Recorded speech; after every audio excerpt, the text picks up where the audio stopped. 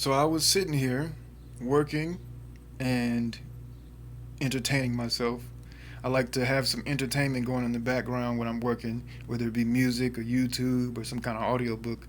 So then I can work longer hours. I kind of alternate between work and play. So I had YouTube playing in the background, and this it was just going from video to video, and I came into a stream of videos about international romance scams. So I'm listening to the audio while I'm typing and stuff, and it just sounded so outrageous. What people were looking for that led them to being scammed out of thousands and thousands of dollars by some random person on the internet. And I said I have to talk, I have to say something about this. I tried to make this video several times already, but I kept laughing because it's kind of ridiculous. It's sad, but it's just, I mean, people are too old to still be having these Disney, fairy tale fantasies about this, this story. That's why I'm putting this in the Storytellers series I'm doing. People have these ideas of how their lives are supposed to go, these dramatic stories, and they try and make it happen. So let's get into it. Yes, well, we are unraveling an international scam involving our viewers. It starts with this Overland Park woman who says she met a man online and eventually sent him more than $70,000 in a heartbreaking romance scheme. And she's not alone. KCTV5 News has tracked down victims all over the United States and around the world. Now, here's where the trail leads, from Kansas to Atlanta, Arizona, Texas, Alaska, Hawaii, over to Russia, Germany, and then South Africa. I'm sorry to Here's laugh. investigative reporter Angie Racono. I'm sorry to laugh, but what would make a person think that they have to get all in the ether on the net to find somebody to talk to? I mean, I understand a lot of times we've had so many interactions with the people that are right next to us that there's, leftover contention, or there's tension, or there's maybe we just don't want to risk awkwardness around us if it doesn't work out or whatever. But we're willing to send thousands and thousands and thousands of dollars and talk about all our private information to people we don't know in another country thousands of miles away. And it's just a recipe for disaster. Let's get into it. This investigation caught the attention of police investigators Romanced who are now and ripped bank off. records. And here's how it works. The thieves target widows. A local nurse shared her story with us, and we discovered she's not alone. So we traveled to Atlanta and rural West Virginia for answers. There were a lot of red flags. Well, I thought he was just the most perfect thing God ever put on this earth, and when I found out otherwise, I was just shocked. There was no reason for me to distrust him. Mary Martin is an Overland Park witness. You don't trust the people that are right next to you, but you trust a person in a random country across the world. There's no reason for you to distrust them. I haven't watched past, I don't know. I don't think I've. Let me see. I don't know if I've watched past this part. But let's see if she has a reason to distrust. For love. She found the most charming man on Match.com, who sent her this photo. No, I didn't see these this. steamy messages. I can't wait to hold you, hug you tight, look into your eyes, kiss you softly, and make sweet and passionate love to my queen. Mary sent Martin. That shit's not even smooth. Oh man. And I can see, you target widows. They might be sex starved. Maybe their spouse was sick before they died, or maybe it just wasn't a good relationship. Who knows? Who knows what's going on with these people? I don't think this would just work on widows. I was watching some other ones, and it was young people. Oh my goodness! All right, let's go further. Money for all sorts of emergencies, and then for taxes. Mary eventually realized this was all a scam. Dear God, I feel so stupid. Oh my gosh. It went on for over a year. I followed the trail to Atlanta and met Ann. He started small. I lost my phone and my laptop. Can you send me $3,000. She also dated Mark. That's outrageous. $3,000? $3,000 would change some people's entire lives. Not only is this ridiculous and childish, it's selfish. Why not go down and just give $3,000 out all around the neighborhood to all the homeless people? We have a homeless crisis going on in the United States for years now. Years and years. But you want to send money to a Russian scam artist who says he wants to fuck you like a queen.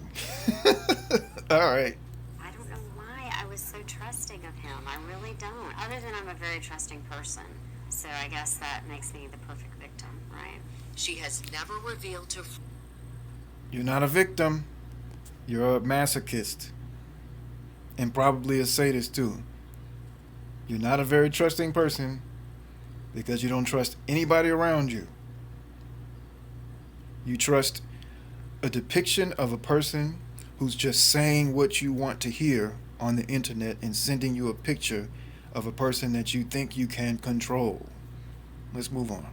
friends or family how much money she gave away. How much money in total? Do I have to say? I added it up. I think it's around, I mean, I have everything written down, but it's around $325,000. You heard that right. $325,000. Her mark looked like this. Both widows were told the same story and sent the same industrial photos and phony contract. Mark, or whoever he really is, says he's an international businessman working in South Africa. He's also a widow who finally found the woman of his dreams. He's an international businessman working in South Africa. But he lost his cell phone and his laptop, and he needs you to send $3,000. There are a lot of women who would fall for this. I say women, I mean there's men, I suppose, but it's not really men who are falling victim to this. It's women who are falling victim to this because the media advertises a certain story to women about who they should be. These corporations completely take advantage of women. They get them in all kind of debt, whether it be student loans or credit. Then they tell them that it's their brothers, dads, their sons even. It's their fault because they don't make as much money. Let's just focus on this. But the point is, the corporations are creating this whole dynamic by taking advantage of women trying to get their money. Let's move on. When we are finally together, please hold on tight to me. Never let me go. Mark says he's rich, but he always seems to be in a cash crisis and needs short-term help. Just think of it as a loan. But you won't believe his bad luck. I think I might be catching the flu. My chest doesn't feel right and I'm coughing. Mary heard about the flu. Patty was sent pictures of an explosion where people died. 3 people were killed and 3 workers, and they wouldn't let him leave the country unless he You see what I'm saying? loved these people's families. I know, sounds completely ridiculous now. But it was always something, and I wanted him to come back to Atlanta. To me, right? And so I was facilitating that. We uncovered financial victims all over the United States and followed the money trail. We learned Mark isn't just looking for cash, he's also looking for money mules, women who can launder his money. Damn. If you are wondering where some of Patty's money went, meet Deb from Arizona. When he ended up depositing almost $200,000 into my bank Wow, account this at Wells guy's Fargo. great. Deb says she was tricked into being Mark's money mule. Baby, I need your help. He said, I've got cash coming in, but I need to deposit it into an account in the States and have somebody act as an agent for me there and pay my bills. I said, okay. Deb sent Patty's money all over the world, but mostly South Africa. Here's the face of her international boyfriend. He went by Isaac. Remember, this is all connected through finances. And Isaac would screw up and sign off as Mark. Then he'd blame that darn autocorrect. Are you getting confused yet? Good. That's Nope. what's supposed to happen. I'm not. So when someone like Detective Lance Jordan starts digging, it's a mess. There is a kind of an intricate network oftentimes. Ironically, Why would this is what they want? Why don't they just talk to this guy? What does it say his name? Let me see what his name is. Let's go back. Autocorrect. Are you getting confused yet? Good. That's what's supposed to happen.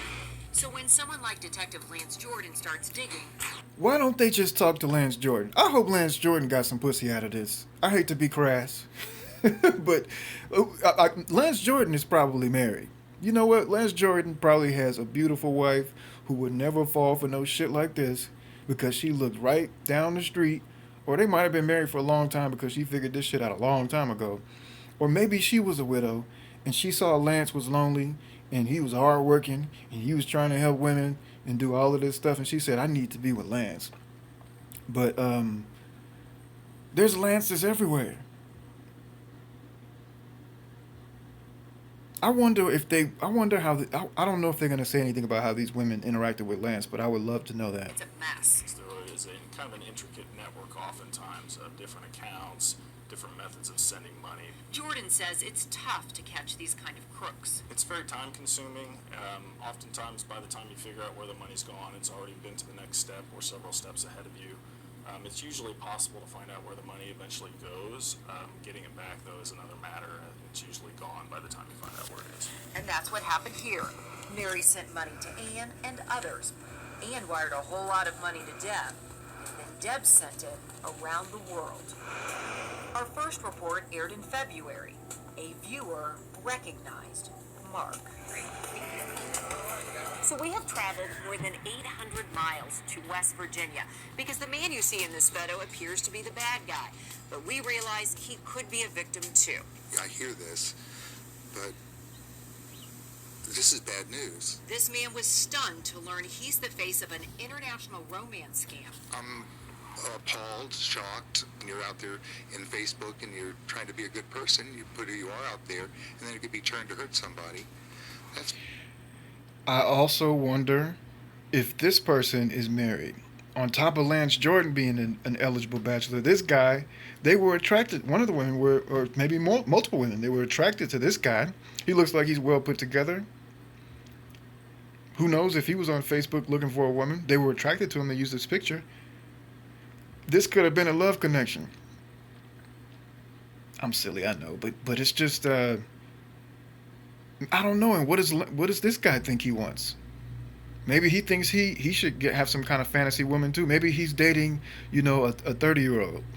Maybe he's dating a fucking 19-year-old because he's one of these guys that has a convertible and he wants to drive around,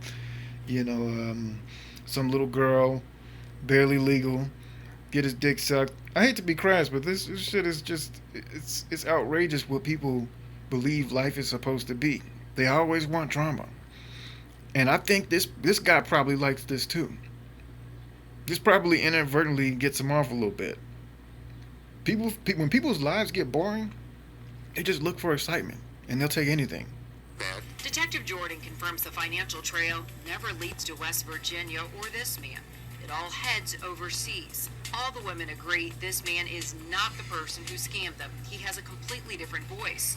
This husband and grandfather is another victim in a he's complicated married. scheme where crooks want your face, your help, but mostly they want your life savings. To throw away that kind of money, our security, our retirement, moving is very difficult to deal with. Here's what's really terrible. Ann and the other women are worried about taxes. Ann drained her investments, so she's stuck with a tax bill. Angie Racono, KCTV5 News. Romanced and ripped It's as off. if once these people get scammed, it just keeps they keep continue to have bad luck, and they feel bad about it. It's a terrible These news people just be making shit up when they talk. But yeah, situation. And the cycle that wasn't bad continues. luck. That was bad behavior and bad judgment. And Community college. some people are victims in some situations. But even when you are a victim, it doesn't help to just think of yourself as a victim. You have to do something. You have to change something about your life. So yeah, it's not bad luck, and that won't help to look at it like that. What you have to do is change how you're thinking about your interactions with other people. So if this is you, don't get scammed by some weirdo in South Africa, okay, and weirdo in Russia or Germany, or wherever the freaking weirdo's from. If a person tells you they want you to hold them ever so tightly forever and make sweet love to you because you're a queen, be a little more skeptical.